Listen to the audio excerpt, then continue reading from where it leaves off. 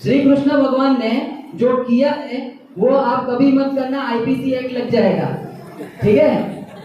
लेकिन श्री कृष्ण भगवान ने जो कहा है, श्री कृष्ण भगवान ने जो कहा है श्रीमद् भगवत गीता के अंदर, उसे जरूर फॉलो करिएगा। आपको श्रीमद् भगवत गीता में श्री कृष्ण ने जो भी हमें गाइडलाइंस दिए हैं, लाइफ के बारे में जो बताए हैं, मुक्ति के लिए जो रास्ते बताए हैं, क्योंकि श्री कृष्ण भगवान ने कहा है कि आप मुझे पूछते हो, मेरी भक्ति करते हो, लेकिन उससे भी इम्पोर्टेंट है, अगर मुझे प्राप्त करना चाहते हो तो मेरे दिए गए रास्तों पर, मेरे बताए गए सिद्धांतों पर, आदर्शों पर आपको चलना चाहिए। तो हमें भी वही सिद्धांत, वही आदर्श फॉलो करने हैं।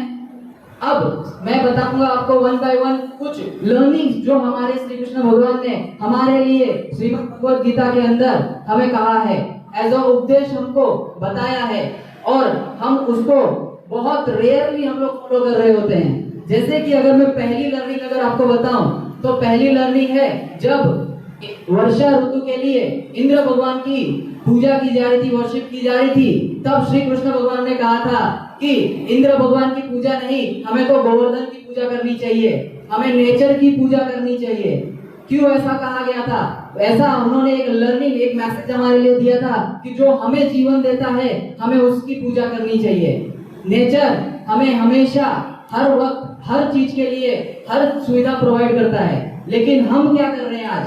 डे बाय डे हम नेचर को क्या करते जा रहे हैं? पॉल्यूटेड करते जा रहे हैं। नेचर को कंप्लीट डिस्ट्रॉय करने के पीछे हम लोग लगे हुए हैं।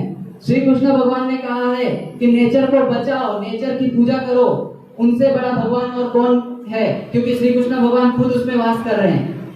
जो नेचर है वही तो हमारे श्री कृष्ण भगवान भी हैं। लेकिन हम ऐसा कर रहे हैं क्या?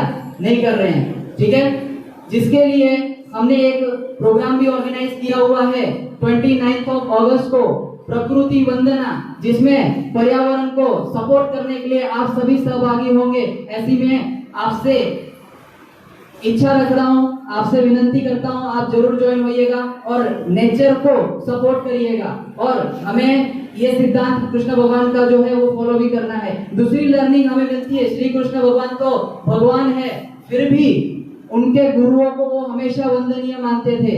उसी तरह से हमें भी हमारे टीचर्स को वंदनीय मानना चाहिए, उनकी रिस्पेक्ट करनी चाहिए, हमेशा उनके आदर्शों को, उन्होंने अगर हमें कुछ गाइडलाइन दी है तो उसे फॉलो करना चाहिए।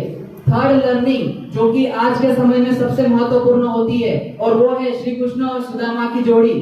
उनकी फ्रेंडशिप के बारे में तो कौन नहीं जानता होगा, ठीक है। वहां पर कृष्ण और सुदामा की जो मित्रता का जो उन्होंने वर्णन दिया था, वो उन्होंने सिर्फ एक चीज साबित करने के लिए ये पूरा सिनेरियो जो रचा था, वो एक ही बात थी कि कभी भी लो और हाई स्टेटस का आप कभी भी मत देखिएगा, सभी को समान भाव से देखिएगा, सभी को समानता दीजिएगा। सभी मनुष्य जो है एक समान होते हैं, सभी के लिए हमारे दिल में सेम जो प्रेम भाव है वो होना चाहिए, ठीक है।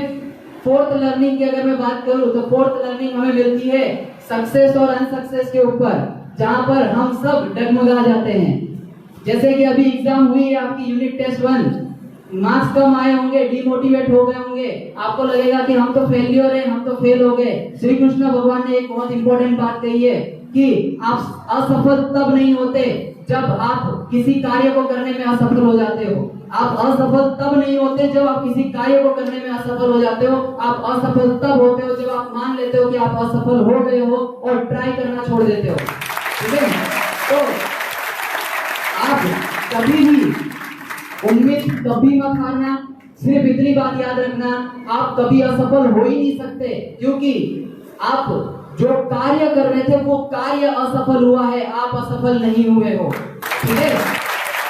और नेक्स्ट लर्निंग अगर मैं आपको दूं तो नेक्स्ट लर्निंग श्री कृष्ण भगवान ने और ये बहुत इंपॉर्टेंट बात दी थी कि हमेशा हमें स्किल के ऊपर फोकस करना चाहिए। कोरोना का काल हुआ, 2 साल में हमारी स्किल पता नहीं कहाँ चली गई, हमारी स्किल इतनी डेवलप नहीं हो पाई, लेकिन अब हमें स्किल के ऊपर फोकस करना है। श्री कृष्ण भगवान ने कहा है कि लिसन मोर स्पीक लेस, हमें सुनना ज्यादा है और बोलना कम है, क्योंकि जो एम्प्टी पॉट होता है वो नॉइज ज्यादा करता है। जिसके पास ज्ञान कम होता है वो ज्यादा बोलने की कोशिश करता है। ज्यादा दिखावा करने की कोशिश करता है, लेकिन हमें वो नहीं करना है। हमें हमारे स्किल को डेवलप करना है, हमारे लर्निंग्स के ऊपर फोकस करना है। मार्क्स जो है वो तो आपको रिप्रेजेंट कर रहे हैं, लेकिन हम रियल टाइम में उस स्किल को कैसे यूटिलाइज कर पा रहे हैं, हमारे जीवन में उसको उपयोग में ला पा रहे हैं, वो जरूरी होती है। और लास्ट लर्निंग के साथ मैं बताना चाहूंगा, इम्पोर्टेंट है आपका समय, टाइम सबसे इम्पोर्टेंट चीज होती है। आप पास्ट में कुछ चीजें कर चुके हो या कुछ हो चुका है, या फ्यूचर के बारे में आप सोच रहे हो, और फ्यूचर और पास्ट के चक्कर में आप प्रेजेंट को भूल जा रहे हो। तो श्री कृष्ण भगवान ने कहा है कि वर्तमान ही सब कुछ है, वर्तमान ही आपको सब कुछ दिलाएगा। तो वर्तमान में ही हमें हैप्पी रहना है, एक्टिव रहना है, हमारा जो काम है उसको करना है।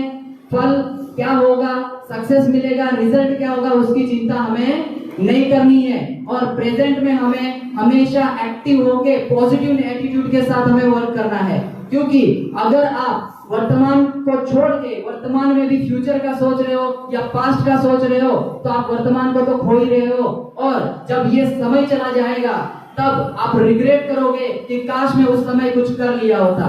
तो अभी भी वक्त है, ठीक है, 2 साल हमारा कोरोना में चला गया, लेकिन अभी भी वक्त है, वो सारी चीजें हमें रिकवर करनी है। और यही वो समय है जब आपको डेडिकेटेडली अब लग जाना है अपने वर्क के ऊपर, अपने स्किल को एनहांस करने के लिए। तो as a student life, as a teacher, मैं श्री कृष्ण भगवान से जो कुछ चीजें सीख सकता था और आपको बता सकता था, ऐसी तो बहुत सारी बातें हैं। श्रीमद् भगवत गीता तो अपने आप में खजाना है हमारे लिए, हमारे देश के लिए, जो भगवान श्री कृष्ण देके गए हैं, जिसमें से मैंने कुछ 1-2 बूंदे आपको बताई हैं। तो भगवत गीता भी आप जरूर पढ़िएगा लाइफ में एक बार एटलीस्ट, और उस चीजों को अपने जीवन में जरूर उतारिएगा। Thank you so much.